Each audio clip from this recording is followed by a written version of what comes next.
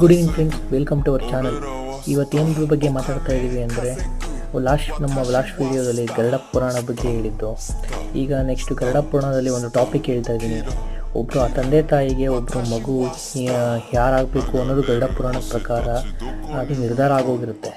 ಹೇಗೆ ಅಂದರೆ 4 ಥರ ಮಕ್ಕಳುಗಳು ಜನಿಸ್ತಾರೆ. ಯಾರ್ಯಾರು ಅಂದರೆ ಋಣ ಸಂತಾನ ಅಂತಾರೆ. ಋಣ ಸಂತಾನ ಅಂದರೆ ಜನ್ಮದಲ್ಲಿ ನಿಮಗೆ ನೀವು ಯಾರಿಗಾದರೂ ದುಡ್ಡಿನ ಮೋಸ ಮಾಡಿದ್ದಲ್ಲಿ, ಏನಾದರೂ ದುಡ್ಡು ಇಸ್ಕೊಂಡು ಕೊಡದಿದ್ದಲ್ಲಿ ಅವರು ನಿಮಗೆ ತೊಂದರೆ ಕೊಡೋಕ್ಕೋಸ್ಕರನೇ ಋಣ ಸಂತಾನವಾಗಿ ಬಂದಿರ್ತಾರೆ.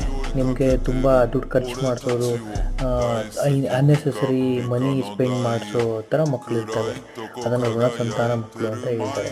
ನೆಕ್ಸ್ಟು ಶತ್ರು ಸಂತಾನ ಅಂತ ಹೇಳ್ತಾರೆ. ಶತ್ರು ಸಂತಾನದ ಮಕ್ಕಳು ಯಾರು ಅಂದರೆ ಜನ್ಮದಲ್ಲಿ ನಿಮ್ಮ ಶತ್ರು ಯಾರಿರ್ತಾರೋ ಅವರು ಈ ಜನ್ಮದಲ್ಲಿ ನಿಮಗೆ